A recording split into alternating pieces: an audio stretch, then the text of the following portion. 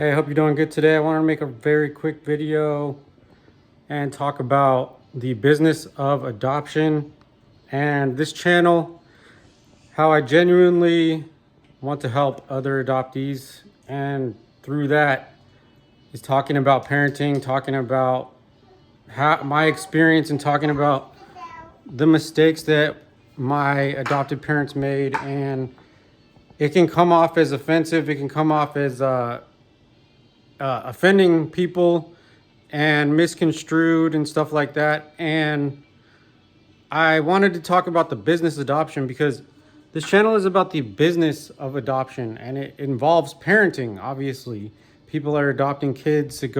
Kids go through the foster system, and the odds of the foster kids getting a forever home or being homeless, it's not great.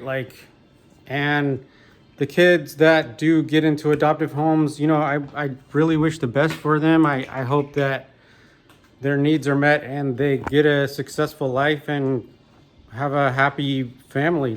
That's my goal of this channel. And I wanted to just bring up the fact that if you do a quick Google search on the adoption industry, it is a $24 billion profitable business. That was the revenue in 2022.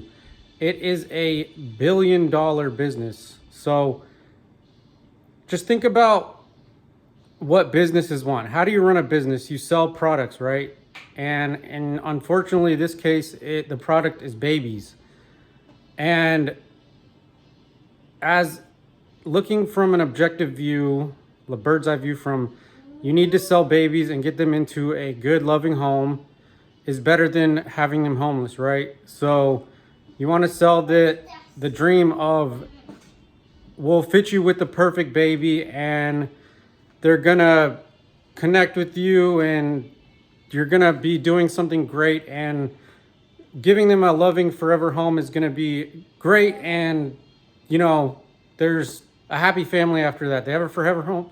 They have a forever home. That's it. And they don't want to sell a product as, hey, this kid has been separated from their mother and that creates tons of possible issues.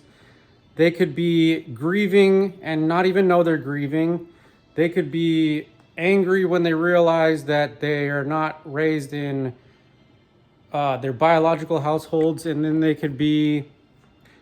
could suffer all kinds of mental issues, addiction problems, and all this other stuff that could possibly come on. And then the parents are left uneducated about trauma, uneducated about, oh, I thought this was going to be easy. I thought they were just going to be grateful. Don't they know they could have been in a homeless situation? Or doesn't this kid know that that I saved them from a regular, homeless situation or a bad situation? Do they know what they could have been in? And my parents, to this day, my adopted parents, I tell them what's going on internally and they shame me for it. They tell me that I was rescued from foster care, and that is not helping me in any way. So I just I cannot stress enough the importance of understanding, if you're looking to adopt, if you're interested in adopting, the business of adoption, because the business of adoption is where it starts. Unfortunately, it is a business, and to have a good business, you need to sell good products. And that's where the narrative comes in, that if they if they get a forever home, that they're lucky. And in a lot of ways they are lucky, but that is for that day. And then that acclamation when they're already in a forever home, that label needs to go away, that they're lucky. Because me being labeled as lucky messed me up. It effed me up in more ways that I can even tell you. And it brainwashed me into thinking that I was responsible for all the trauma of being separated from my biological mother.